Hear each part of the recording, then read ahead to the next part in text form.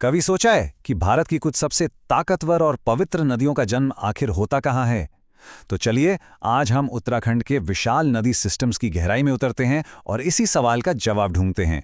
तो इस सवाल का जवाब हमें मिलता है हिमालय की गोद में बसे एक राज्य में, उत्तराखंड, जिसे हम देवभूमि यानी देवताओं की भूमि भी कहते हैं। और ये सिर्फ एक ज्योग्राफिक तथ्य नहीं है, बल्कि इस पूरे इलाके की गहरे आध्यात्मिक महत्व का केंद्र भी है।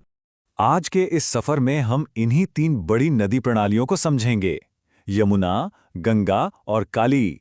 चलिए ग्लेशियर से मैदानों तक की इनकी यात्रा को स्टेप बाय स्टेप देखते हैं और जानते हैं कि ये नदियां आखिर बनती कैसे हैं। तो चलिए अपनी यात्रा शुरू करते हैं यमुना नदी से।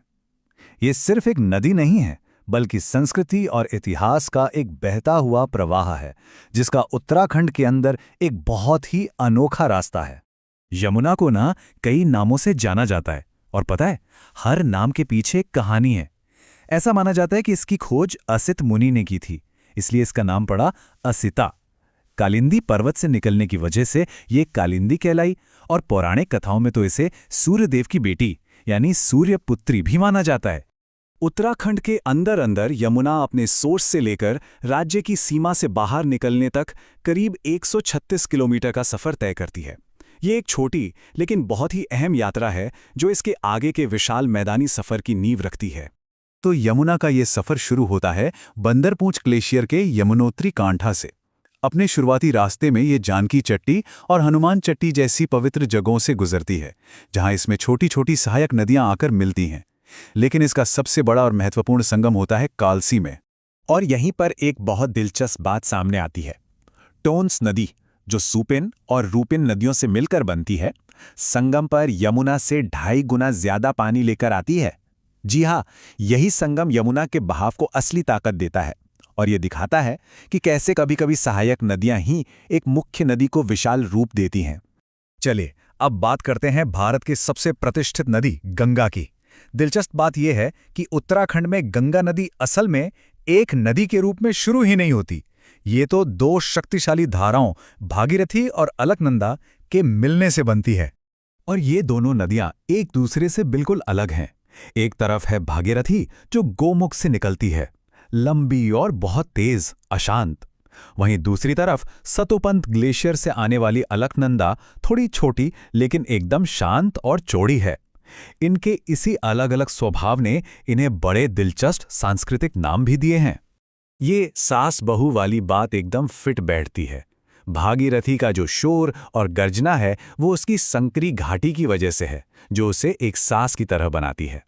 वहीं अलकनंदा का शांत बहाव एक बहू के स्वभाव से जोड़ा जाता है। ये लोक कथा नदियों के व्यवहार को मानवीय रिश्तों में कितनी खूबसूरती से पिरोती है। लेकिन कहानी यहाँ खत्म नहीं होती। अलकनंदा अकेले ही देवप्रयाग तक नहीं पहुंचती। भागीरथी से मिलने से पहले वो रास्ते में 5 और पवित्र नदियों से मिलती है, और इन संगमों को एक साथ पंचप्रयाग कहा जाता है। ये 5 प्रयाग समझिए कि गंगा के बनने के 5 पवित्र पड़ाव हैं। हर प्रयाग पर अलकनंदा एक नई नदी को खुद में समा लेती है, और हर संगम के साथ उसका आकार और महत्व बढ़ता जाता है, जब तक कि वो देवप्रयाग में भागीरथी से मिलकर आखिरकार गंगा नहीं बन जाती। तो चलिए अब रुख करते हैं उत्तराखंड की पूर्वी सीमा की तरफ और राज्य की तीसरी बड़ी नदी प्रणाली को देखते हैं, काली नदी, जिसकी एक बहुत ही खास भूमिका है। काली नदी सिर्फ एक नदी नहीं, बल्कि एक इंटरनेशनल बॉर्डर है।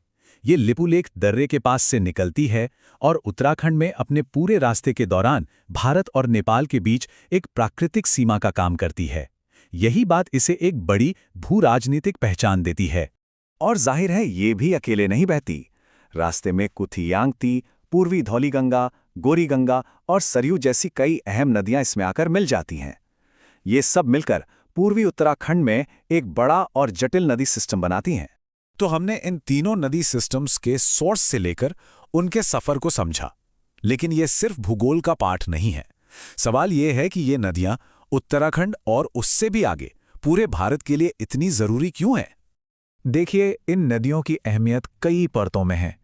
ये लाखों लोगों के लिए आस्था का केंद्र हैं। ये पीने के पानी और बिजली का बहुत बड़ा जरिया है। इन्होंने ही घाटियों को तराशा है, सीमाओं को तय किया है और ये अनगिनत जीव जंतुओं और स्थानीय अर्थव्यवस्थाओं को सहारा देती हैं। सच कहें तो ये इस पूरे क्षेत्र की जीवन रेखा हैं। तो आखिर में एक बात समझनी बहुत जरूरी है। ये नदियां सिर्फ पानी का बहाव नहीं है, ये जीवन, संस्कृति और विरासत की वाहक हैं। जिस तरह ये हमें जीवन देती हैं, उसी तरह हमारी भी जिम्मेदारी है कि हम इनकी रक्षा करें। तो सवाल ये उठता है कि हम इनके भविष्य को कैसे सुरक्षित कर सकते हैं। ये एक ऐसा सवाल है जिस पर हम सबको सोचना चाहिए।